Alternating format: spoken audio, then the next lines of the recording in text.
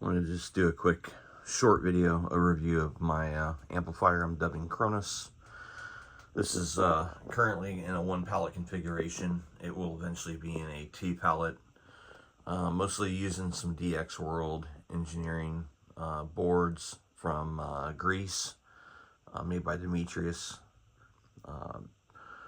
There's a previous video of the pallet actually running by itself, doing over 1,300 watts. The pallet is actually capable of over 1,800 watts with higher voltage, but I'm running them on lower voltage. Front panel needs to be machined. It's going to have just a 7-inch Nexian touchscreen and 2 power connectors. A lot of the boards are up underneath. I got a machine feet for this. Fans are going to blow air in there. Yeah, I know. I'd rather have laminar flow sucking air, but you know, sometimes you got to make compromises. But heatsink's got heat pipes in it, so it shouldn't be an issue. I got 2 fans coming out the back. This is a rack mountable case. Let's see. Low pass filter. Everything on this amplifier is all rated, like high voltage protection board. Dual directional couplers are down underneath. Low pass filter, all rated for 2,500 watts plus.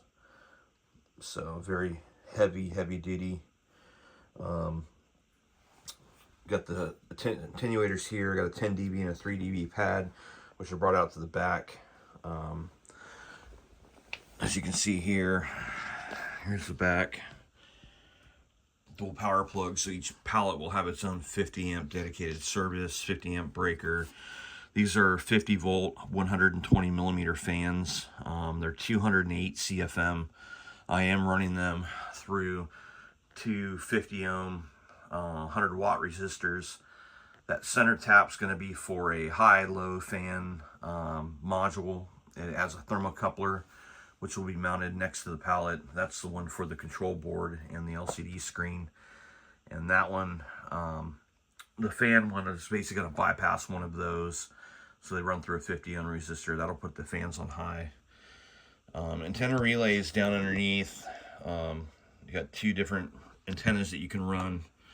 This is going to be an auxiliary control to hook into my ICOM. CIV input, push to talk, which will also have a push to talk through this. So RF comes in here. It goes into the relays. When the amp is keyed, it will actually key and come out here. This goes straight to the pallet. Attenuators are right here, so inevitably for 100 watt radio, you're going to have your output from your relay. It's going to go into your attenuator in. Through the attenuators, it will come out here and go to the amp pallet in. I did this kind of like a W6PQL. That way I can run a low drive radio. All I have to do is do the jumper from the relay out to the amp in. I can also put any type of attenuator in between or whatever else that I want to do. CIV is not going to be hooked up. This isn't going to be hooked up right off the beginning because I've got a new amplifier control board. Quite a few of them actually. So this is going to be a TNC 4.1 and an ESP32 for remoting and control. This has CIV, band decode, everything built into it. So that will replace eventually the control board, which is right here. A lot of ferrites. It's a tight fit with this gigantic heat sink. This heat sink's 14 by 10.5 by 4 inches thick, and it's got heat pipes embedded into it. As you can see, the pallet's offset because I'm going to be running 2 of them. It's also offset because I got 2 heat pipes here. It's going to help spread the heat across. Second pallet's going to go forward to that one, and the only shared heat pipe is going to be this one. That should create an even spot over the heat sink. Fan deflector's here, so as air blows up, it's going to come down, circle around here. These fans are going to suck air out of the back and bring the air around the low pass filter.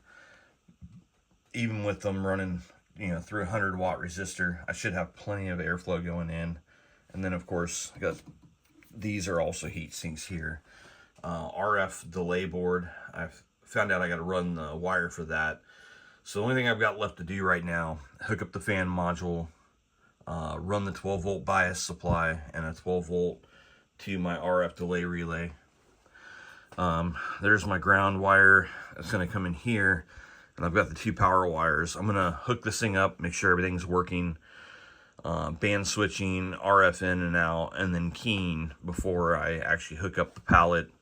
I did run RG316 primarily because I've got to adjust this for the length through the directional coupler and into the low pass filter.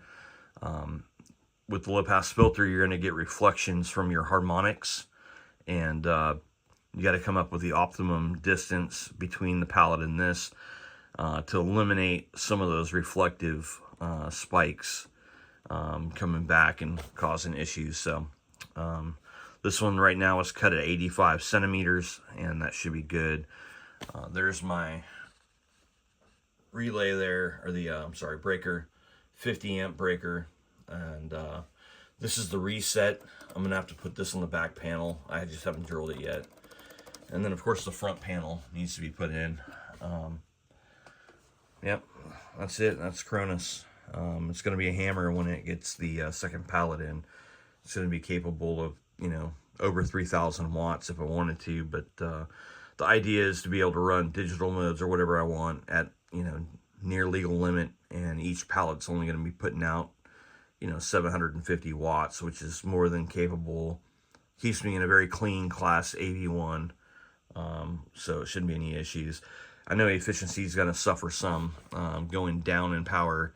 These things really like to get pushed pretty hard, but for now I'm going to run it with 1 pallet and then eventually build the second pallet, combiner and splitter circuit.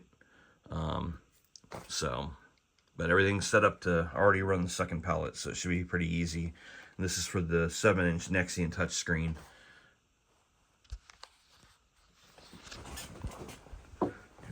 One more walk around.